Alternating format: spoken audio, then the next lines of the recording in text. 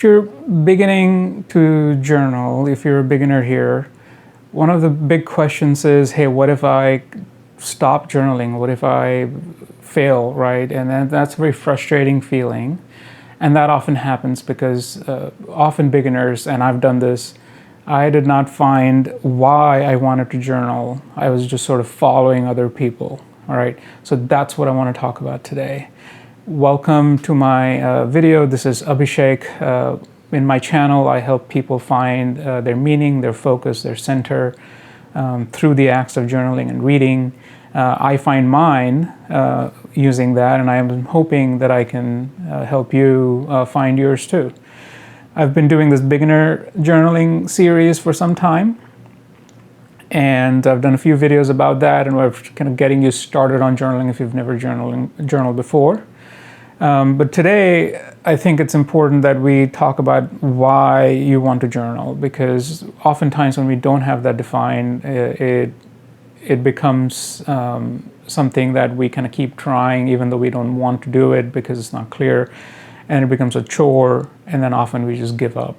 And that is very frustrating. That's a lot of people are saying like, hey, what makes you keep doing this? Like I keep stopping, and it's very frustrating. All right. So if you're facing that, you've come to the right place. There's not an easy answer, but I'm going to try to give you an answer, at least one that works for me. When I started journaling, I was very influenced by Austin Kleon's book, Steal Like an Artist, I believe. Oh no, it was maybe Show Your Work. I think it was Show Your Work. And we talked about having a daily log that he just wrote at the end of the day about just events that happened that day. And he found a lot of meaning in it, and I read it, and I started writing a daily log of my own. And that's kind of how I started journaling in the beginning days. And it was just a date with just the bullet points of things that happened that day. Now, over time, it just felt like a chore. Over time, it felt like, why am I doing this? It feels like a burden, like I have to do this every day.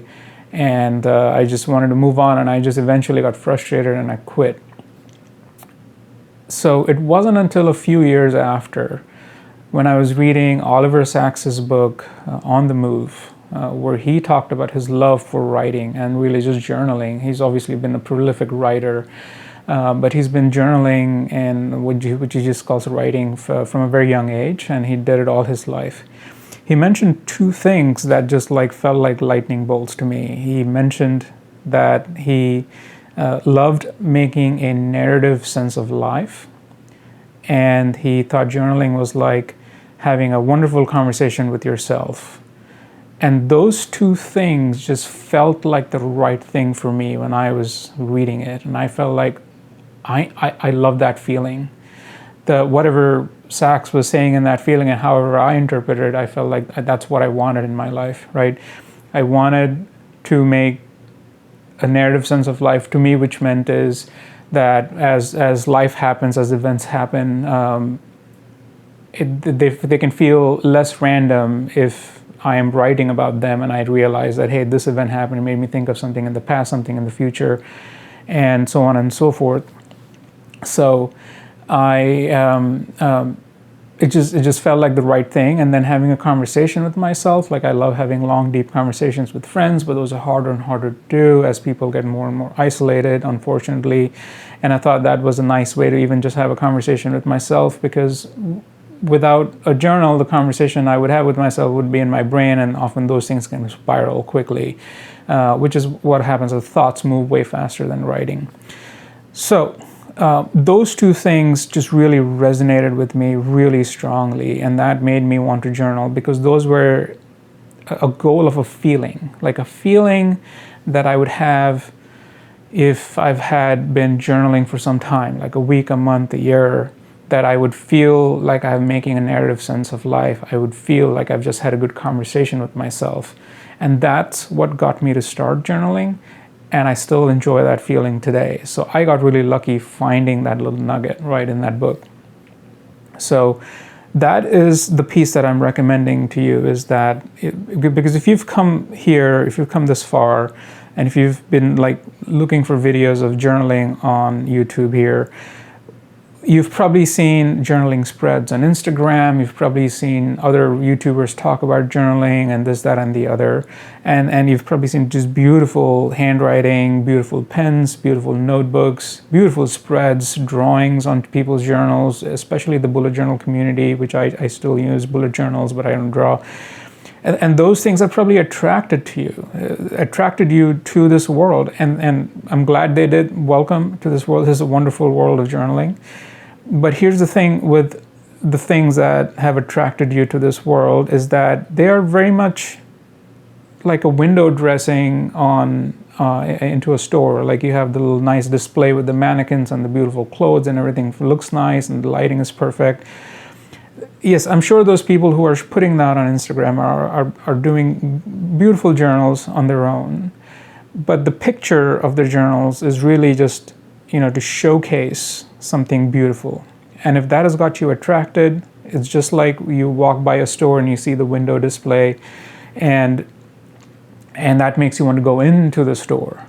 But now that you're in the store, if the clothes don't fit you right, if they're not comfortable, if they're not soft, if they're not warm, and if they're too expensive, then you're not going to come back into that store. And that is the metaphor that I'm using for starting to journal and then like getting disillusioned and like getting frustrated by the journal. Like you bought a clothing that because it looked good in the pictures and you tried it on, it was horrible and you hated it, and now it's sitting in your closet collecting dust. So that is not what we want, which is why I'm saying that yes, you've seen something that attracted you, but now I really recommend you find a feeling that you're after, that you would feel if you've been journaling for some time. What is that feeling goal that you're after? Not just, hey, I made a spread and it looks like the spreads I see on Instagram, and then what? If you're not getting a feeling of like, okay, and because I drew or because I used good handwriting, I felt creative, I felt like I did something meaningful, I felt like I was improving, adding value to my life, whatever that feeling is, that is what you're after. Without that, everything else is going to just really just dissipate very quickly. It's gonna fall flat. It's gonna evaporate very quickly. So find that feeling goal. How do you find that feeling goal? You can listen to people who journal and you can ask them those questions. Be careful here, because when you ask people, hey, why do you journal? They will tell you what they get out of journaling. So they'll often say, I journal and therefore I got this something else, right? So be careful how you ask that question. If you say why you journal, you'll say, oh, I journal because it gives me clarity, it gives me, I plan my day, I plan my year, and so on and so forth. I don't forget things, those sort of things, right? But you'll have to phrase the question as to, hey, what is the feeling you get from journaling from all this time? That you just keep chasing over and over again. I would love to know those things. So collect what people are saying and find the one that resonates with you. And you're welcome to use mine. The making a narrative sense of life, which is what I borrowed from Oliver Sacks. Making a narrative sense of life, having a conversation with myself. Because when I do journal, and I've had, either at home or at a coffee shop, and when I'm done, I feel really inspired, invigorated. I've had a deep conversation, not always an easy conversation, but I felt like, okay, we got somewhere. I'm a little tired now because it was a deep conversation, but also it felt like it was really enriching, and now I feel like I know more insight about myself, about the world. I have better perspective, just like you would if you're having a beautiful conversation with a wonderful friend. And that is a feeling that I just absolutely adore. I love that feeling. So that is what I would recommend you try to get to. And you can have some trial and error with it. That is completely fine. But keep looking for one. And when you find one, hold on to that. Because even now, when I journal, that is a feeling I'm after. But because I have been doing this, because journaling for some time, I have more reasons to journal than just that feeling. So that is the thing that helps, right? So right now that feeling was like my foundation, and then now that I journal, I have other things that keep me coming back to journal, especially when life gets really hard. So that is just what I would recommend that you get to at this stage. If you've found that feeling goal, put it in the comments. Let me know what you found. I'm very curious to hear. I'd love to know what inspires other people to journal and keep journaling. And if you haven't, put that in the comments too. Let's all talk about it. Let's help each other out as a community. So there you go. This is all I got for today, and I'll hope to see you in the next video.